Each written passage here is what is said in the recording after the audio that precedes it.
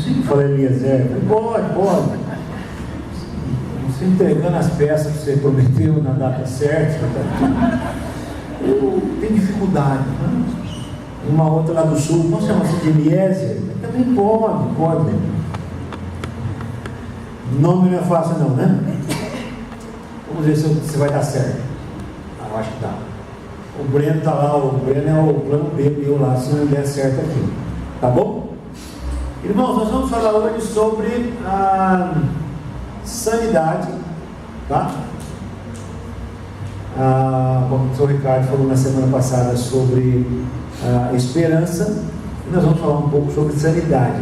A palavra sanidade, ela traz para nós algo assim meio com um certo temor, né? Quando alguém diz para outro, né, que aquela pessoa é insana, né? Ela tem atitudes e vive numa insanidade. A insanidade, às vezes, para nós é algo como alguém, né, que tem tratamento psiquiátrico, alguma coisa assim, né, quase chegando, quase fazendo algum estágio lá, conhecido por todos nós, o Chuí, né? Mas a gente, ao estudar e ao pensar, a gente vai ver que é muito antes dessas questões muito críticas que às vezes nós vivemos uma insanidade, tá bom? Nós vamos passar um pouco nós vamos relembrar alguns princípios e alguns passos daquilo que nós estamos então estudando nas quartas-feiras e participando, né, começando a participar, ok? Vamos ler todos nós juntos, e assim a gente fica bem espertão. Vamos lá? Reconheço que não sou Deus, admito que sou impotente para controlar minha tendência de fazer as coisas erradas e que a minha vida está fora de controle. Ok, dá para a gente melhorar, hein? Vamos lá, vamos ver se a gente consegue melhorar? Todos nós juntos? Felizes que sabem que são espiritualmente pobres. Joia, melhorou bastante. A ideia de reconhecer que nós não conseguimos resolver, ter ações em nossas vidas para sermos, quem sabe, pensar que somos Deus, né? A gente consegue aquela ideia de ser Deus, né? Há quem diga que a cada 10 juízes, né, 70% pensa, né, que é Deus, os outros 30% têm certeza. Então é mais ou menos assim a ideia de que eu posso fazer as coisas, que eu posso dominar. O juiz aqui é só tem gente que acha que é Deus, sendo aí tendo qualquer outra profissão, tá bom? O primeiro passo, então, vamos lá, todos nós juntos, bem bonito. Admito ser impotente diante de meus vícios e comportamentos compulsivos e que a minha vida se tornou ingovernável. Às vezes os vícios, a gente foca sempre na bebida, no cigarro, né, ou nessas coisas mais visíveis. Nós vamos ver que não, tá? O texto é Romanos 7,18, vamos lá? Sei que nada de bom habita em mim, isto é, em minha carne, porque tenho o desejo de fazer o que é bom, mas não consigo realizar. O apóstolo Paulo falando, escrevendo aos crentes que estavam em Roma, a ideia da luta carnal, né, que ele tinha, e aí então ele entra no capítulo 8, né, que nenhuma condenação há para aqueles que estão em Cristo Jesus. Se você ficar no capítulo 7 de Romanos, você vai ver que o homem carnal, ele não tem solução, né? Ele vai sempre ter a tendência de fazer aquilo que ele não quer, mas ele faz, né? A ideia de que eu sou bom, mas que de vez em quando eu faço coisas erradas, mas algo que luta dentro de mim, ingovernável, e que às vezes depois eu não tenho mais controle, somente através da ação, da graça de Jesus Cristo, da ação do Espírito Santo. Então, o primeiro princípio, o primeiro passo nós acabamos de ler. O segundo princípio vamos lá, todos nós juntos, bem bonito. Acredito de todo o coração que Deus existe, que Ele se importa comigo e que tem o poder de me ajudar em minha recuperação. O homem, ele passou, né, a viver uma vida fora de um controle normal desde o Gênesis, né? Se você ler o Gênesis bem no início, você vai ver homens ali fazendo barbaridades. Alguém chuta a canela do outro, ele vai lá e mata essa pessoa, né? Algo assim que você vê, mas só isso, é só isso, né? Há um desvio muito grande. Então nós reconhecemos que Deus pode nos ajudar. O texto é: felizes, vamos lá todos nós juntos, felizes os que choram, pois Deus os consolará. A ideia de buscar em Deus. E o segundo passo desse segundo princípio é: acredito que um poder superior a mim poderá restituir minha sanidade. Vamos ver o texto?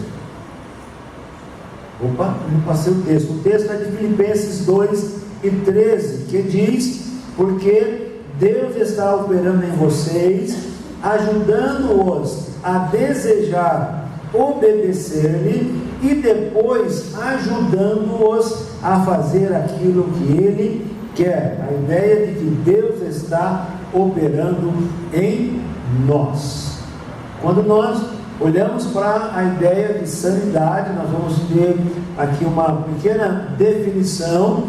Nós trazemos para o nosso conhecimento, nós trazemos para o nosso coração que existem coisas na nossa vida que precisam ser ajustadas.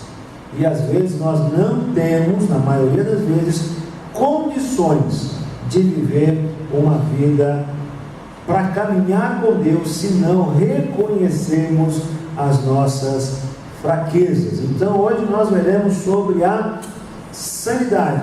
Semana passada nós estudamos sobre a esperança, né?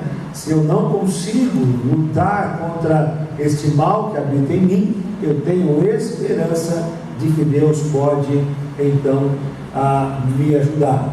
Insanidade, né? Agora tem o I lá, tem sido definida como fazer as mesmas coisas repetidas vezes, esperando resultados diferentes a cada vez. E aí eu fiquei pensando qual exemplo que eu poderia dar para que a gente pudesse assim atingir um pouco, né, de algumas pessoas que vivem exatamente isso, fazem as mesmas coisas esperando resultados diferentes, ok? Todos os anos, no mês de março e abril, pelo menos aí 33 milhões de brasileiros fazem o quê? Declaração de imposto de renda, ok? Então somos aí por volta de 130 milhões de trabalhadores, né? 13 milhões, 10-12% de desempregados e uma média aí de 30 milhões de brasileiros que declaram o imposto de renda entre março e abril. Então você tem quantos dias para declarar o seu imposto de renda? 60 dias. E aí você vê que todo ano vai dando, a última semana está assim, 10 milhões ainda não declarados. Aí vai dando 5 dias, 7 milhões. Aí vai dando 2 dias, no último dia, falta quantos? Milhões de brasileiros que não entregaram, e aí vão lá para o computador trava, o sistema trava, e aí ele começa a amaldiçoar o sistema do imposto de renda aqui, e aí é o computador dele, aí a internet. Quantos milhões deixam de declarar ou esperam para o último ano? Pelo menos de 3 a 5 milhões de brasileiros todos os anos. Não parece uma novela? Porque se repete todos os anos. Aí a instrução é essa: mesmo que você não conseguiu fazer, pega o que você tem, declara e depois você faz uma retificação. Porque se você deixar, você vai pagar uma multa de R$168 e alguma coisa. Então veja que todos os anos, milhões de brasileiros deixam para a última hora para fazer a sua declaração. E parece que isso é uma rotina dos brasileiros. Eu não conheço nenhuma outra nacionalidade, mas vou falar de nós. Sempre postergamos as coisas para o último momento. E aí depois a gente até briga com a esposa, briga com o marido, briga com os filhos, né? Fica irritado, né? E aí depois ainda fica a hora que joga lá, e aí você já pagou imposto o ano inteiro. Quando você vai fazer a fórmula, o que dá? Você tem que pagar mais ainda. Você está pensando que você vai restituir, e aí o site, o programa diz para você tem que pagar. E aí às vezes você sai do sério, fala coisas que não deveria falar, de uma coisa que você poderia ter visto muito antes. Então, para o ano que vem, 2020, comece a fazer a sua declaração desde já, guardando as coisas numa pasta todo mês, e quando virar o ano você já pede todos os seus extratos e deixa pronto. É simples, é muito simples, mas nós brasileiros às vezes deixamos para a última hora. Então, esta insanidade às vezes não é só a questão daquela pessoa que está doente, que não tem controle na sua mente, mas é eu sempre fazer as coisas do mesmo jeito e querer resultados diferentes. Se você já não passou por isso, eu já. Então, se você nunca passou, você é normal, e eu de vez em quando não sou muito normal. Eu saio daqui, aí alguém fala assim, traz pão. Beleza? Já comigo. Eu já calculo, eu vou passar na padaria, levar pão, vou passar na padaria, levar pão. Daqui a pouco eu estou entrando dentro da sala de casa e alguém pergunta, trouxe o pão? Aí eu falo assim, quem? O pão que eu falei para você trazer. A coisa está tão automática que você entra dentro da garagem da sua casa, abre o portão, fecha o portão, entra dentro da sala, e na sua cabeça estava que você ia passar para trazer o pão, e aí você esqueceu. Existe algo na nossa mente que a gente precisa tomar algum cuidado, porque senão você vai para o seu trabalho, chega lá e fala assim, rapaz, por que eu vim parar aqui? Porque a sua mente está no automático. Só que existem alguns momentos que existem coisas que nós fazemos e que aí vai trazer muito mal, ou vai fazer mal para nossas vidas e para a nossa família. Ok?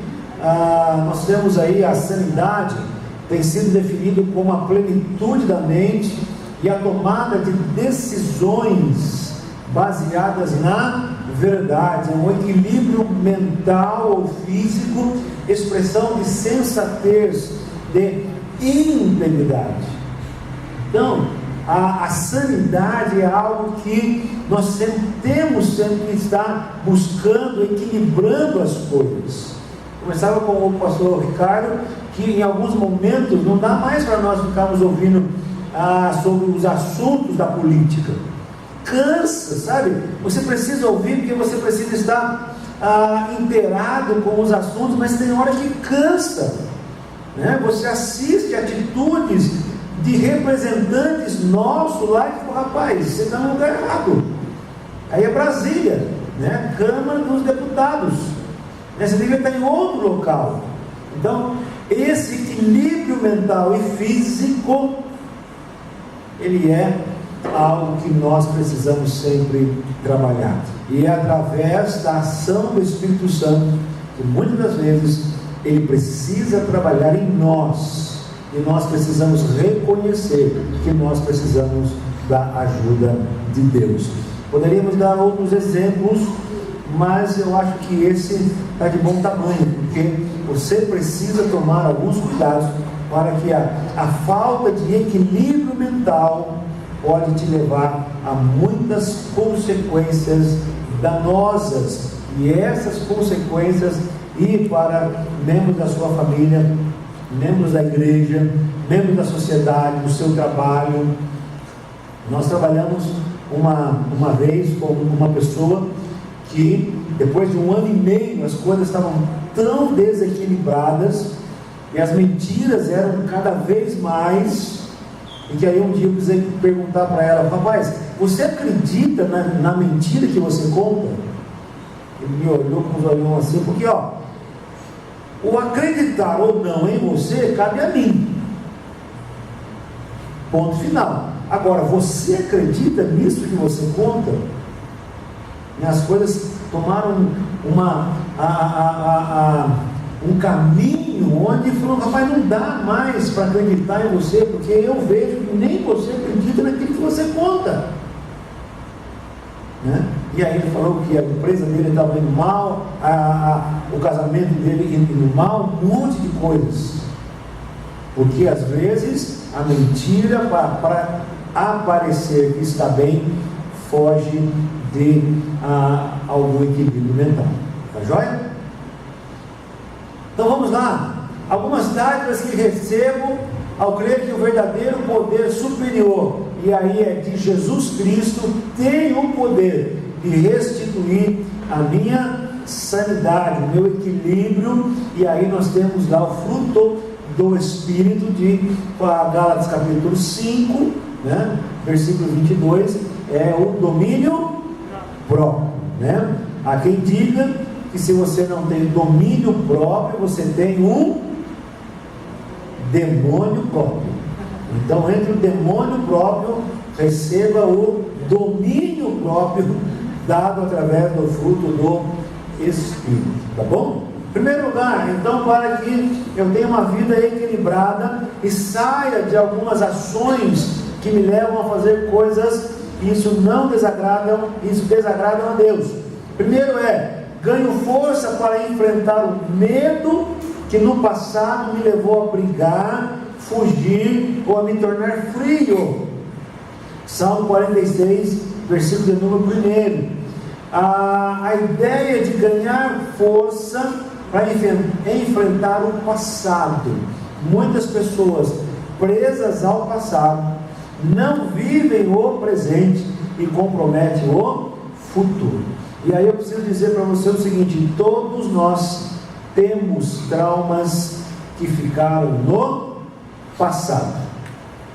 Se você sentar com uma pessoa e começar a ouvir a vida dela, ela vai contar que no passado aconteceu algumas coisas, ou ora por causa de uma pobreza muito grande em família, ou por causa de um pai alcoólatra, de um pai violento, ou pelo abandono da mãe, ou pelo abandono do pai. Ou seja, todos nós, a maioria de nós, temos muitas coisas que estão no passado, e aí nós precisamos ganhar força para trazer luz a essas questões, reconhecer que nós precisamos receber totalmente o poder de Deus para seguir em frente. Então, muitas das vezes nós somos levados a brigar, a fugir e a tornar muitas das vezes frio com as pessoas. Eu não acredito nas pessoas porque no passado coisas ruins me aconteceram. Então, em Cristo Jesus, eu ganho força para encarar alguns problemas, trazer luz e resolver através de Cristo Jesus. Segundo lugar, aceitação. Aprendo a ter expectativa realista de mim mesmo e das pessoas. Isso é fundamental para a restauração, né? A depender do ambiente que você vive, relacionado a casais, há uma certa insegurança quando você fala de fidelidade. Graças a Deus, nos últimos anos, eu sempre trabalhei em ambientes de pessoas que não tinham isso. Eu me cerquei de amigos e que trabalhavam, que sempre a gente estava falando da família, do cônjuge, da ideia de viver e de ser fiel ao cônjuge. Porque em alguns momentos pessoas não tinham esta ideia, sempre alguma coisa passava e esbarrava pela infidelidade. Então eu aprendo a ter expectativas realistas através da verdade de Deus e também das pessoas. Alguns programas que a gente ouve, né, desse debate de feminismo, né, essa ideia toda, e aí alguém fala assim: todos os homens Todos os homens, todos os homens, todos os homens. Louco, peraí, todos não. Alguns homens. Porque se for assim, é só exterminar todos os homens e o mal desaparece. Certo? Então não é todos os homens, é alguns. A ideia de que eu preciso acreditar a pessoa que está ao meu lado, que ele pode me ajudar. Então é uma realidade. Eu aceito, eu aprendo a ter esta realidade. Em terceiro lugar, o maior presente de Deus para quem confia nele é a nova vida. 1 Coríntios 5,17. Quem está em Cristo, nova criatura é. As coisas velhas se passaram e eis que tudo se fez novo. Porém, há um caminhar com Deus, aonde eu vou precisar crescer e aprender com Deus. Se é uma pessoa que teve que ser trabalhada nisso aqui, é o apóstolo Paulo. O apóstolo Paulo é o maior doutrinador da igreja, tá? Mas ele não ficava. A igreja que ele ficou mais tempo foi 3 anos. Porque em todo lugar que ele ia, plantava igreja, o poder de Deus se manifestava, aí ele começava a fazer o quê? Brigar com os membros. Paulo, pelo seu conhecimento, pela sua capacidade, eu acredito que ele vivia olhando para as pessoas e sempre olhando meio que de cima. A história vai dizer que antes de Paulo só houve Moisés. Então a inteligência desses homens era algo fora do normal, né? O ponto fora da curva. Porém, Deus teve que trabalhar com eles, e algumas vezes Paulo levou mesmo, foi uma chicotada para ele aprender a depender de Deus. Quando Deus, num certo momento da vida dele, disse: a minha graça te basta. Eu sei que eu vou usar todo o seu conhecimento, toda a sua competência, mas é eu que vou usar, e é eu que vou fazer algo de extraordinário. O maior presente de Deus para nós é uma nova vida em Cristo Jesus. Amém? Na sua casa, na sua família, como marido, como esposa, como mãe, como pai, Deus tem uma nova vida para todos nós. Quarto lugar, integridade. Viver sem máscaras. A ideia da palavra sinceridade, que quer dizer sincera. No grego antigo, a ideia de que a pessoa era o ator, né, de teatro. Então ele usava uma cera, uma máscara.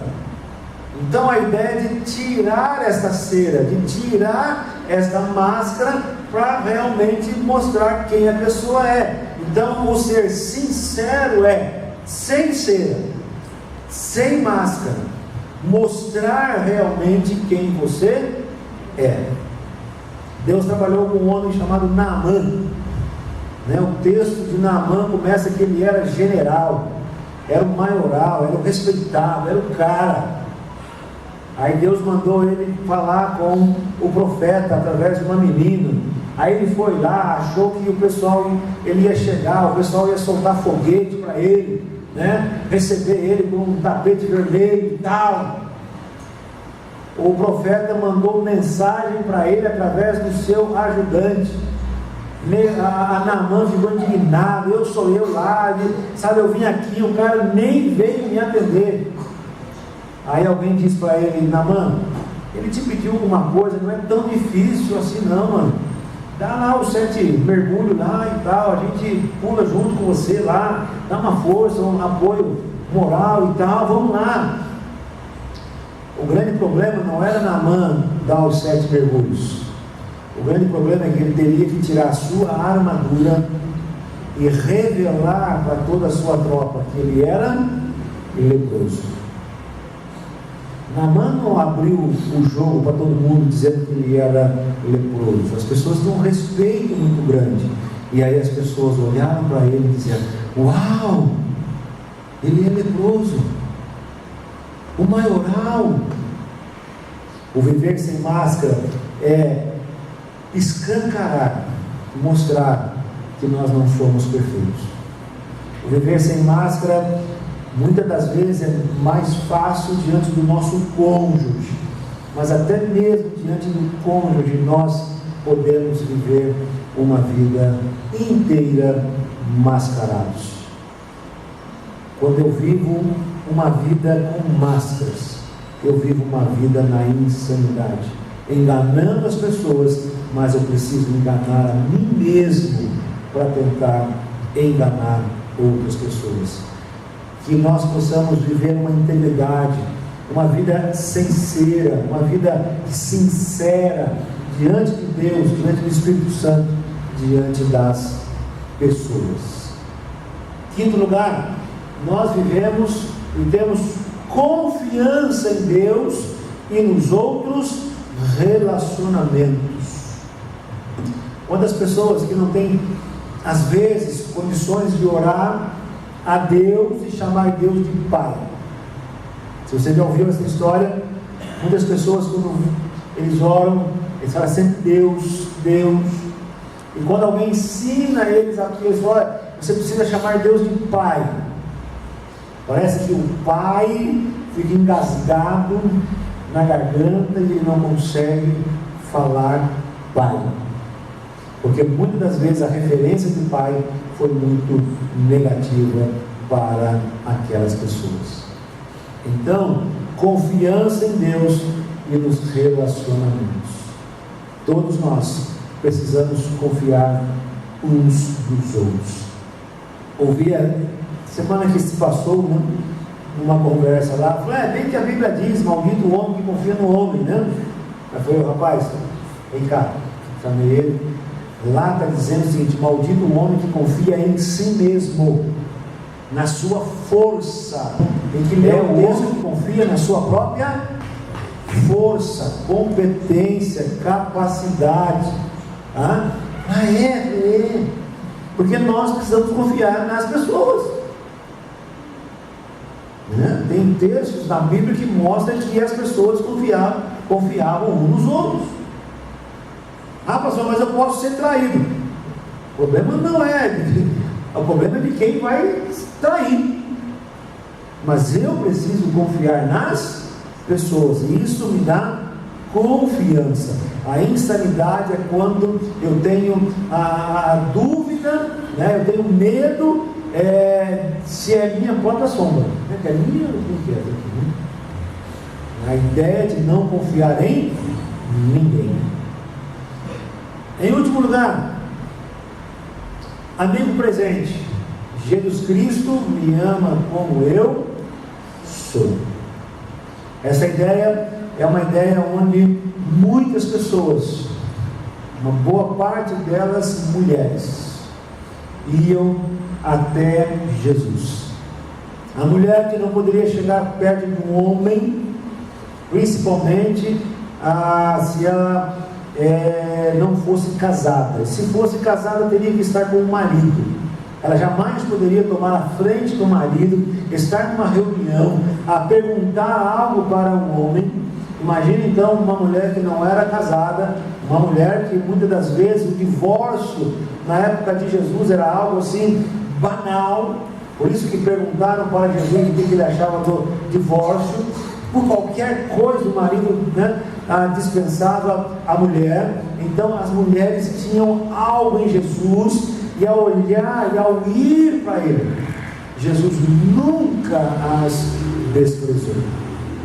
Jesus sempre estava olhando para aquelas mulheres, Jesus sempre estava cuidando delas, trabalhando nelas.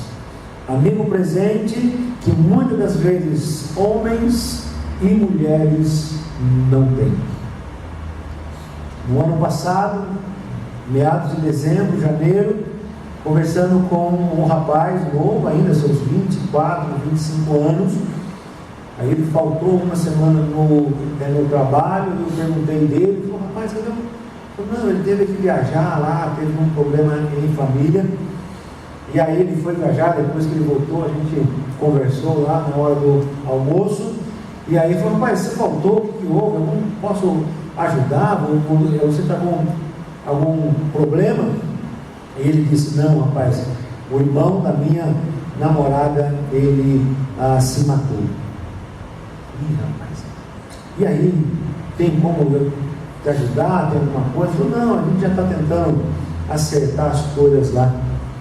E aí eu falei: mas ele estava endividado, ele casado, algum problema com filhos e tal? Eu falei: não, ele tem 15 anos. Colocou uma corda no pescoço. E aí eu falei: mas ninguém via nada com o rapaz? Até via, mas as pessoas tiveram medo de perguntar.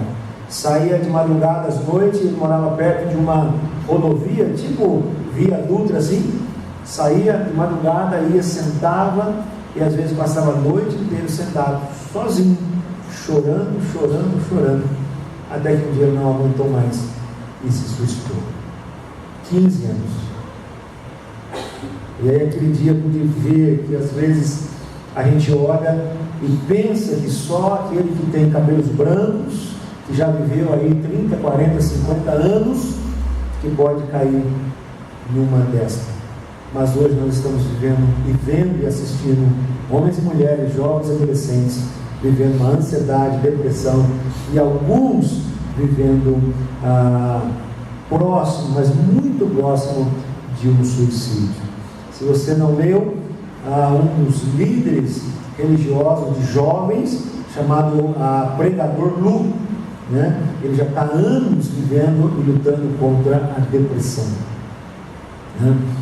Um ícone para esses jovens, né? Todo o jeitão dele lá, ganhou muitas pessoas para Cristo, mas tem vivido momentos muito difíceis lutando contra a depressão. Então, queridos, não pense que essa ideia de sanidade é algo para aqueles que estão lá no hospital psiquiátrico. Não. A sanidade precisa ser vivida por mim e por você, porque quando eu saio dela, eu vivo uma insanidade, eu posso andar por caminhos que podem levar eu a fazer coisas terríveis. Que Deus abençoe a cada um de nós e que possamos verdadeiramente reconhecer que nós precisamos diariamente de Jesus Cristo. O texto nos fala que Cristo que nos dará força, aceitação, nova vida, integridade, confiança, para que possamos tomar decisões baseadas na sua verdade. Portanto, o texto nos diz: não fiquem, tem esse texto aí, né? Tem, não? Joia. Portanto, não fiquem preocupados com o dia de amanhã. Deus cuidará do dia de amanhã para vocês também. Já é suficiente a preocupação de cada dia. Todos nós temos preocupações. Todos nós temos algo que às vezes a gente olha lá na frente. Uma preocupação, uma ansiedade de algo que às vezes a gente tira a nossa paz, tira o nosso sono. Mas nesta noite nós possamos entender que verdadeiramente Deus quer trabalhar todos os dias em nossas vidas para que possamos viver uma sanidade através do Espírito Santo. Amém, queridos? Amém. Talvez você pense assim: pastor, eu pensei que eu era normal. Às vezes a gente pensa que é normal, mas todos nós às vezes vivemos uma falsa normalidade baseada nos nossos próprios conceitos, nos nossos próprios princípios e não nos princípios de Deus. Quero convidar você a orar comigo. Curvar a tua cabeça. Nós vamos depois seguir o trabalho do Celebrando, mas que você possa levar essa palavra no seu coração, na conversa que nós vamos ter daqui a alguns minutos, e pensar nisso. Deus, eu preciso estar baseado numa verdade, e a minha verdade às vezes não é toda a verdade, mas a tua palavra é verdadeiramente tudo aquilo que eu preciso para ter uma vida sã, saudável em Ti. Feche os olhos e ore comigo neste momento. Pai, nós queremos Te agradecer por este dia. Queremos Te agradecer pelo trabalho, pelo dia difícil que às vezes muitos dos nossos irmãos aqui tiveram. Alguns não tiveram forças para estar aqui, mas aqui tem um grupo que aqui está para ouvir a Tua palavra, para reconhecer que muitas das vezes é incapaz de direcionar toda a nossa vida. Eu Te agradeço, ó Deus, porque o Senhor tem falado aos nossos corações e mostrado o caminho da verdade, que é Cristo Jesus. E nesse caminho, em Cristo Jesus, eu posso caminhar, eu posso ter condições de viver uma vida sã, saudável, equilibrada mentalmente, espiritualmente, emocionalmente. Ó Deus, que cada um de nós possamos ser trabalhados pelo Espírito Santo, mas que cada um de nós também possa reconhecer, tirar a máscara, sermos sinceros com os nossos problemas e sermos claros e dizer: Deus nos ajuda nesta caminhada. Que o Celebrando a Recuperação ao longo deste ano e de outros anos possam levar milhares de pessoas mais perto do Senhor através de Cristo Jesus. É a oração que eu faço, pedindo em nome dos meus irmãos, em nome de Cristo Jesus. Amém.